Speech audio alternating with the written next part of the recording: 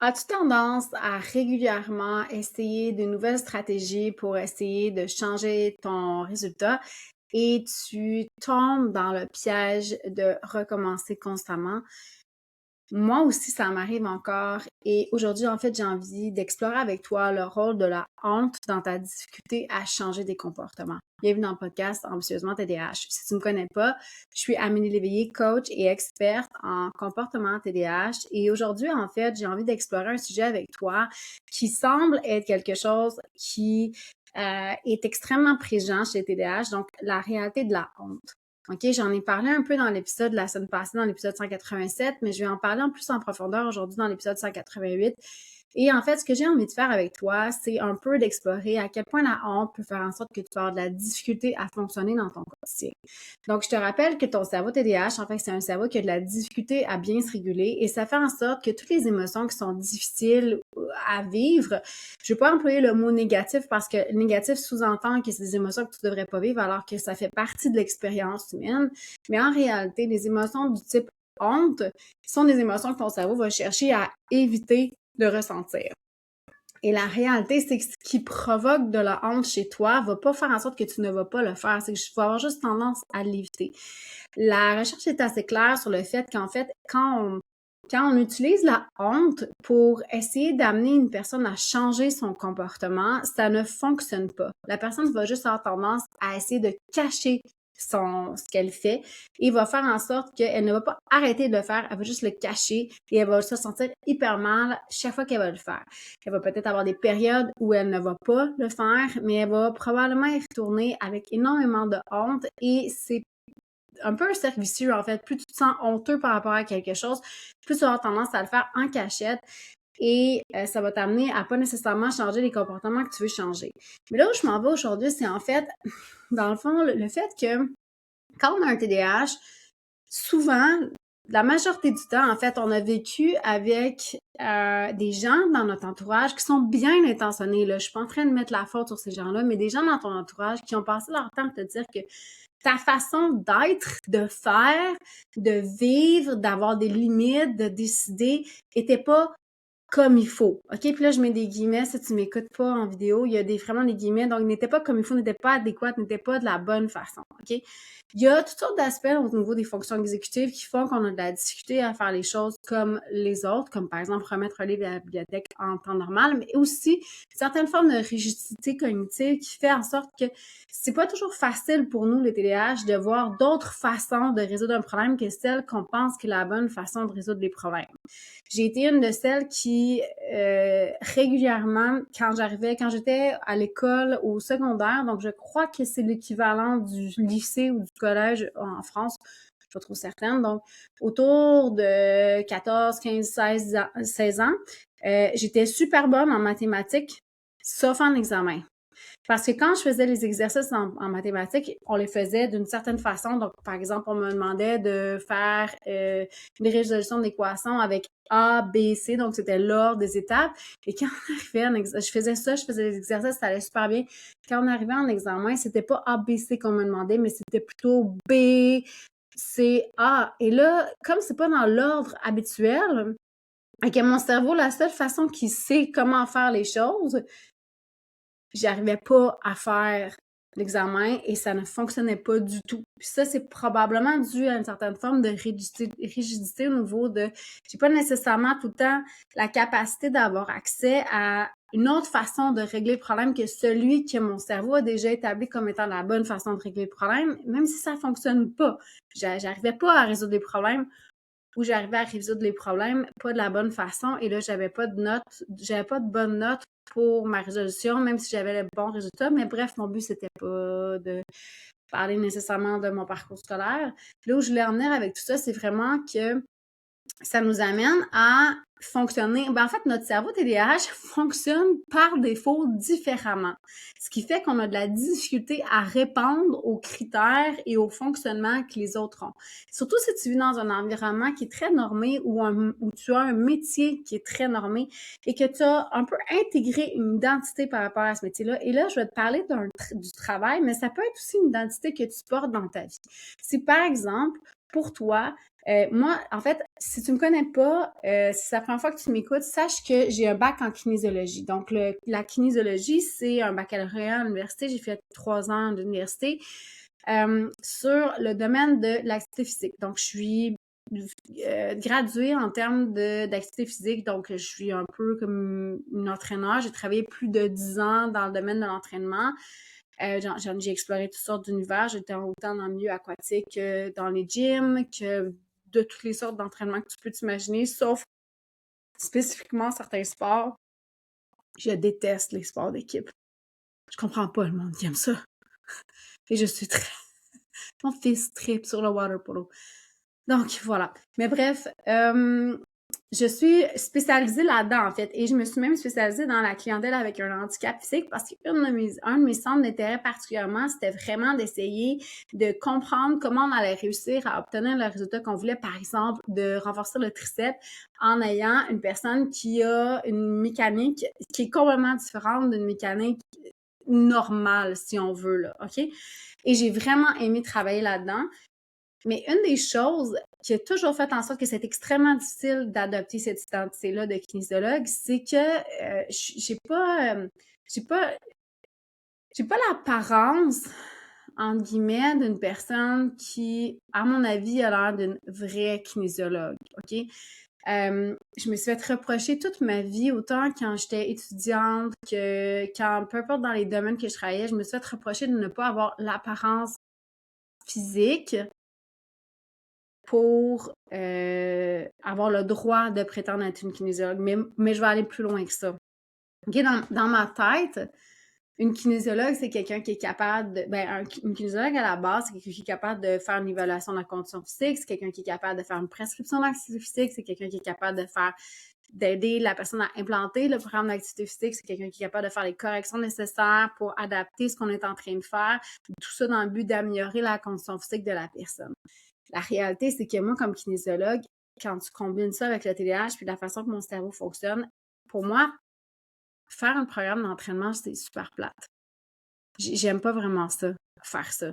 Deuxièmement, suivre un programme d'entraînement qui est sur papier, là, où j'ai comme personne qui me cadre, c'est vraiment aussi désagréable que d'essayer de me rentrer des fourchettes dans les yeux. Et en plus, j'ai une sainte horreur des gyms. Ça va me trouver vraiment bizarre, mais j'ai travaillé longtemps dans les gyms.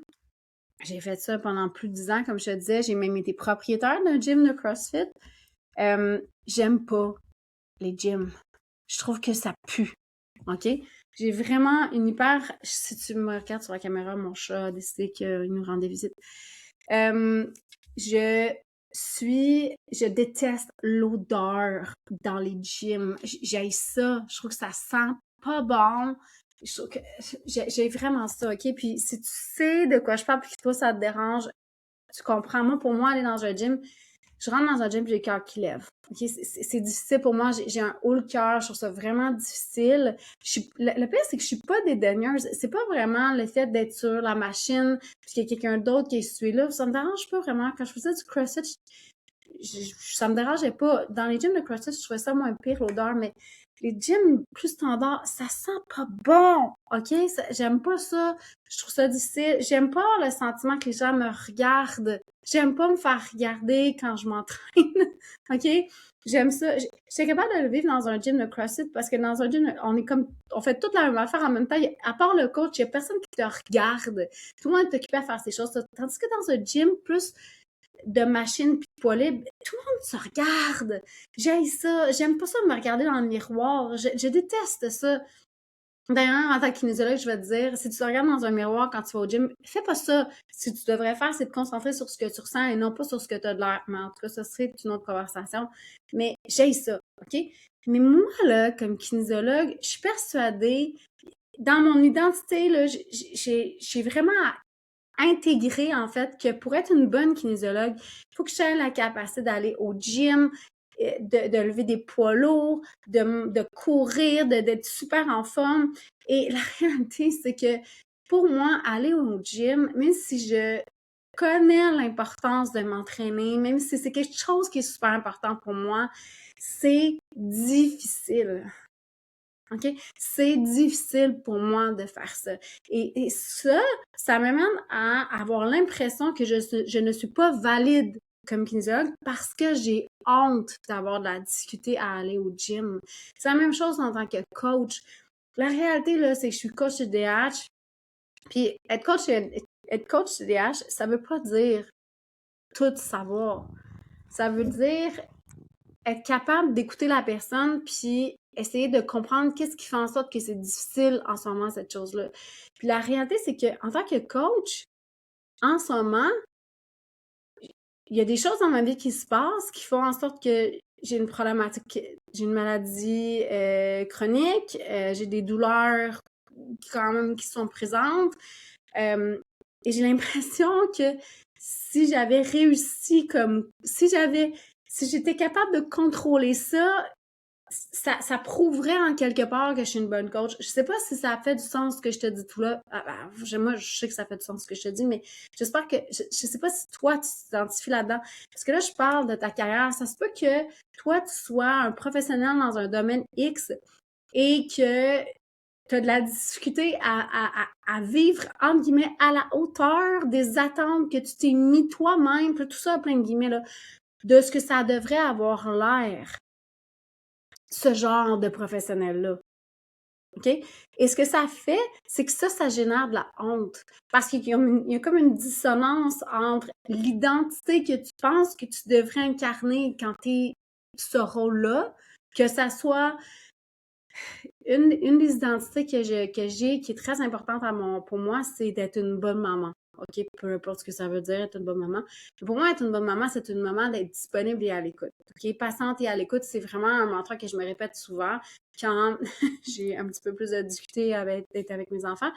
Et une des réalités en ce moment, c'est que mes filles sont rendues plus grandes, elles ont une présence aléatoire à la maison et elles s'attendent un peu à ce que quand elles rentrent à la maison, je sois disposée à écouter tout ce qu'elles ont envie de me dire à ce moment-là. Et ça m'arrive pas si rarement que ça que j'ai pas le goût.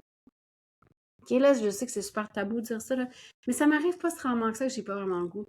Et je me sens totalement, j'ai extrêmement honte du fait de ne pas avoir le goût à ce moment-là d'écouter ma fille me parler de l'histoire de vie d'une fille qu'elle vient de rencontrer au cégep. OK? Puis l'affaire, c'est que si je suis en train de faire quelque chose, ça s'explique du point de vue TDAH, je suis déjà en train de faire quelque chose, me demander de transitionner de cette action-là vers autre chose parce que écouter, par exemple, une émission de télé à transitionner vers écouter ma fille, c'est une transition qui est désagréable pour moi à faire, même si j'aime ma fille profondément puis qu'en réalité, ça m'intéresse. Jusqu'à ce moment-là, j'ai pas envie. Mais j'ai l'impression que être une bonne mère, c'est d'être capable d'être disponible exactement au moment où l'enfant veut que je sois disponible. On s'entend, mes enfants ont 12, 16 et 18 ans, là, c'est plus des si jeunes enfants que ça, là. Mais tout ça, là, en fait en sorte que je transporte énormément de honte. Je ne me sens pas, j'ai l'impression d'avoir la honte, alors que le problème, en fait, il est pas là. Le problème, en fait, c'est que mon cerveau a fixé une image de ce que je devrais être capable de faire. Moi, comme kinésiologue, je suis persuadée que si j'étais une vraie kinésiologue, en guillemets, je serais capable d'aller m'entraîner sur une base super constante. C'est un mot que je déteste, mais bon, je l'ai intégré dans un gym à lever des gros poids et que j'aurais pas de problème avec ça. Puis la réalité, là, c'est que en fait, c'est absolument pas important. Ce qui est important, c'est d'essayer d'identifier c'est quoi les choses qui rendent l'action pour toi difficile. Puis il y a aussi une chose, c'est que quand tu étais plus jeune, il y a des bonnes chances que quand tu exprimais des défis ou des limites, on t'invalidait un peu dans ces défis ou dans ces limites-là. Puis encore là, je ne mets pas la faute sur personne, juste que je pense que c'était un peu l'air du temps dans les années 70, 80, 90 où on ne respectait pas nécessairement les limites de l'enfant. Puis on se faisait dire des choses comme ah c'est fatigant, ah t'en demandes trop, ah t'es jamais contente, t'es jamais contente. Et ça là, ça marque. Parce que dans la réalité, c'est peut-être juste une chose que t'exprimes comme moi quand je dis que je trouve que ça pue un gym.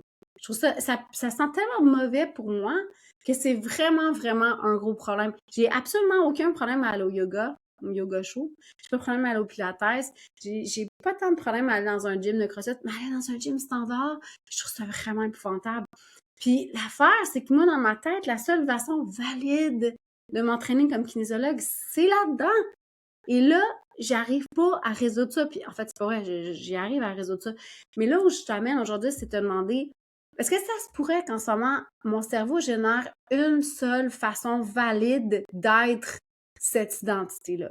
OK? Surtout si cette identité-là est très importante pour toi. Si par exemple, c'est très important pour toi de te remettre en forme, ou c'est très important pour toi de faire ton métier, ou c'est très important pour toi d'être une personne, d'avoir un rôle X auprès de quelqu'un ou de quelque chose d'autre, OK? Demande-toi, est-ce que c'est une version un peu fixée de la réalité que j'ai? Et ensuite, demande-toi, est-ce que ça m'aide à être cette chose-là? Est-ce que ça m'aide, dans le fond, à être une bonne coach que d'être persuadée que la seule façon que je peux être une bonne coach, c'est si dans ma vie privée, j'ai tout trouvé, j'ai tout réglé, j'ai pas de problème. Si en plus, je suis tout le temps, les cheveux coiffés, tout placé, tout arrangé, alors que des fois, je suis un petit peu dans le jus comme toi, est-ce que ça m'aide à être une bonne coach? Dans la réalité, absolument pas. En fait, la réalité, c'est que je m'éloigne de ce qui est important parce que je suis focusée beaucoup plus sur ces détails-là qui m'amènent à avoir de la honte puis qui m'empêchent de faire les choses, qui vont faire en sorte que si je m'obstine à aller au gym, je vais probablement y aller 30-40% du temps, alors que si je m'entraîne à la maison, puis moi, j'ai besoin de plusieurs choses en même temps quand je m'entraîne, donc je suis une application euh, avec un entraîneur qui est dans mes oreilles, puis qui fait la programmation, puis qui fait tout, tu sais, qui calcule le temps, puis tout le kit. Je choisis des programmes d'entraînement qui sont faisables dans mon gym à la maison. J'ai un gym à la maison parce que j'aime ça m'entraîner de la maison. J'ai pas à me déplacer, tout le kit, puis j'ai pas à endurer l'odeur d'un gym. Si je l'ai pas dit 50 fois aujourd'hui, je sais pas combien de fois je l'ai dit. Et je varie mes entraînements en allant faire autre chose. Je vais courir, je vais faire du yoga, ce que j'aime vraiment beaucoup, mais je ferai pas que ça. Je vais faire de temps en temps du pilates. À l'occasion, je vais aller faire un entraînement peut-être un petit peu plus intense. Mais ce qui est important, en fait, dans tout ça, c'est que je bouge. C'est pas que je corresponde à une version très fixe de ce que ça devrait être. Et plus je m'obstine à vouloir être dans cette version fixe-là, plus j'essaie de forcer puis de me dire j'ai juste à essayer plus fort parce qu'il n'y a pas de raison que j'y arrive pas, moins je vais y arriver. Moins je vais mettre les choses en place pour y arriver. Et c'est très, très, très correct de choisir de déléguer ou de choisir que quelque chose n'est pas pour toi puis qu'il faut que tu trouves une autre version. Une des choses que j'aime comme TDAH, en fait, c'est la variété. Je pense que comme tous les TDAH, j'aime beaucoup la variété dans la mesure où elle rentre dans un certain cadre. Donc, j'ai besoin d'une structure de routine. Donc, moi, je m'entraîne tout le temps le matin. Après que mon chum soit parti, je promène les chiens, puis après ça, je m'entraîne tout le temps à ce moment-là. Mais j'ai besoin de variété dans mon entraînement. C'est la même chose quand je vais faire du yoga. J'adore aller faire du yoga. Ça, je peux varier plus facilement l'heure. Et je sais que ça sera jamais, jamais le même cours qui va être donné. Et c'est quelque chose d'extrêmement important pour moi. Je connais très bien le yoga, je connais la majorité des postures, la très grande majorité des postures. Je me sens à l'aise et cette variété-là nourrit en fait mon besoin de variété pour continuer à avoir du plaisir. Et pendant longtemps, moi, comme personne qui pratiquait le yoga, j'étais persuadée qu'il fallait que pour être une vraie yogiste, il fallait que je sois capable de faire ça toute seule par moi-même, sans musique, sans support, sans personne qui me dit quoi que ce soit et possiblement répéter une routine à l'infini jusqu'à temps que je la maîtrise super bien. Je vais juste dire ça et c'est sûr que je le ferai jamais, mais mon standard était là. Puis je me suis demandé, mais qu'est-ce qui est important? Est-ce que ce qui est important, c'est de répondre à ce standard-là, qui est le standard de je sais pas qui, ou est-ce que ce qui est important, c'est que j'ai du plaisir à faire quelque chose, puis que je facilite, en fait, le fait d'y retourner plus régulièrement. Je ferai jamais du yoga 5 fois par semaine. Je suis comme personne qui vient du domaine de l'entraînement, le domaine en entraînement, c'est un domaine où tu n'en fais jamais assez. Donc, tu pourrais toujours, toujours, toujours en faire plus.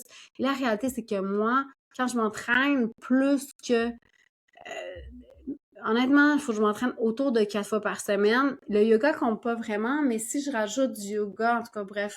Ce que je veux dire par là, c'est que si je m'entraîne 5 jours par semaine en yoga, c'est sûr que je me fais mal. Puis je me suis fait mal, d'ailleurs, je me suis irrité le genou parce qu'il y a eu des périodes où je pensais qu'il fallait absolument que j'en fasse ça tous les jours. Puis la réalité, c'est que j'ai pas vraiment plus de gains, je me fais mal.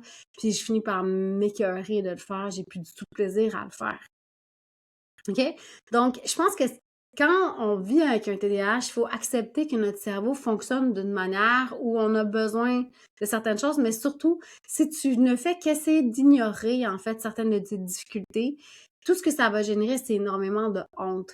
Tu vas te sentir honteux et honteuse, puis ça va faire en sorte que tu vas avoir de la difficulté, en fait, à faire ce que tu veux faire, à vivre de la façon que tu veux vivre. C'est très correct de choisir de faire. Il n'y a pas de bonne façon de faire les choses, il y a juste la façon qui va fonctionner pour toi. Donc, je pense que tant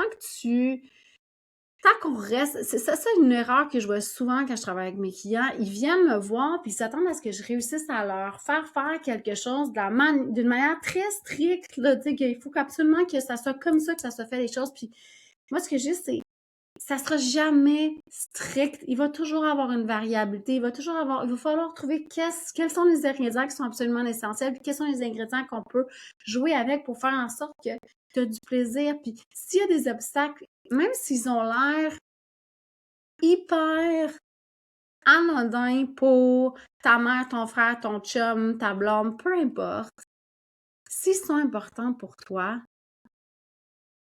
tu peux pas juste les ignorer parce que tu vas pas réussir à avoir suffisamment de volonté ou de force pour y arriver. Puis, une chose que je veux que tu te souviennes, c'est que plus c'est important pour toi, plus tu vas probablement avoir une version très, très idéalisée de ce que ça devrait avoir l'air.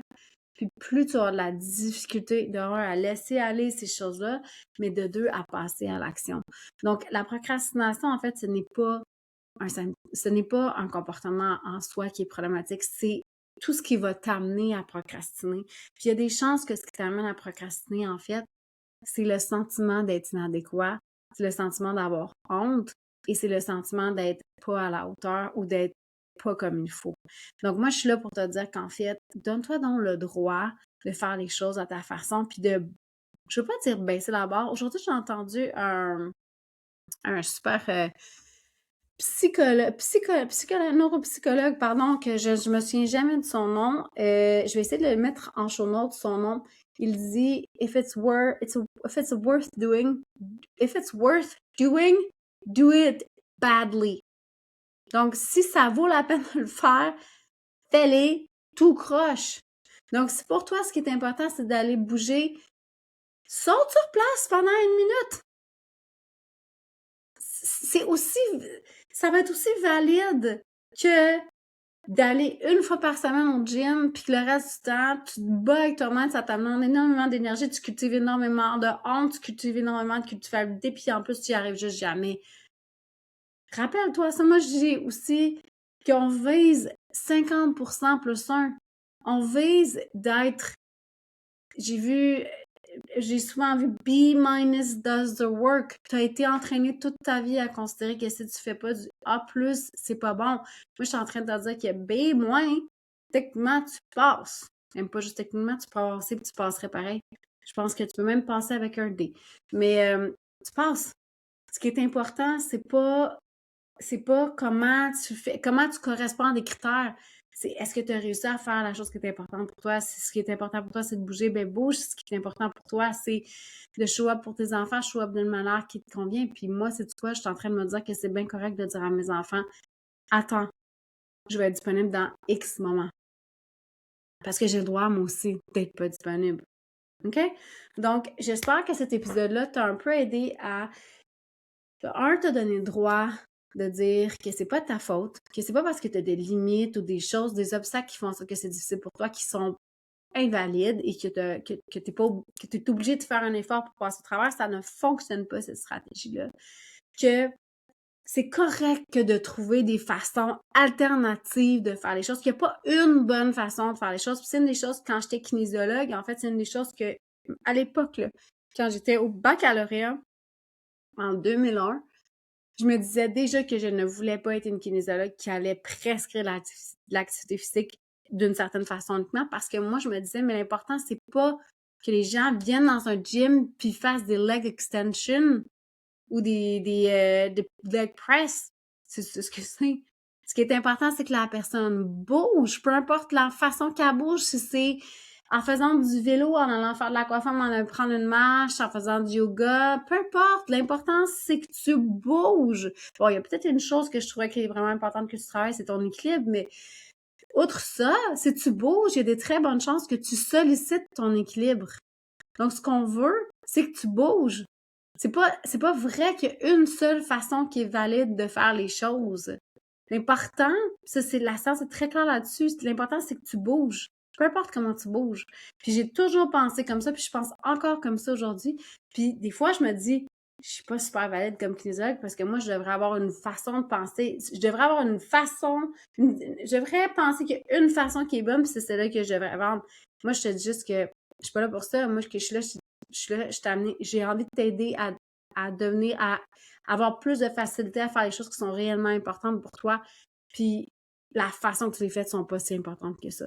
Donc voilà, j'espère que ça t'aide un peu à diminuer la honte en tout ça. J'aimerais ça que tu prennes le temps d'observer, en fait, à quel point tu peux te sentir mal quand on te reproche une limite ou quelque chose que tu vas dire que toi, c'est important pour toi que ça soit fait d'une certaine façon. Moi, je me fais souvent dire que je suis rigide. Je sais que je suis rigide parce que si je maintiens pas cette rigidité-là, tout va foutre le camp. Donc, j'en ai besoin pour fonctionner. Puis, c'est comme ça que j'arrive à faire les choses qui sont vraiment importantes pour moi. Fait que sur ça, j'espère que tu as apprécié cet épisode-là. Si oui, je t'inviterai à le partager. Je t'inviterai à me laisser des étoiles sur Spotify, me laisser un commentaire. J'apprécie toujours vos commentaires. Je les lis tous et j'y réponds sur Spotify. Si tu as lu, si tu as écouté cet épisode-là sur Spotify, d'ailleurs, sache qu'il y a des publicités, que 100% des revenus générés avec la publicité vont être remis à la colonie Sainte-Jeanne d'Arc. Et je te remercie infiniment d'écouter mon podcast. Sur ce, je te souhaite une très, très belle semaine.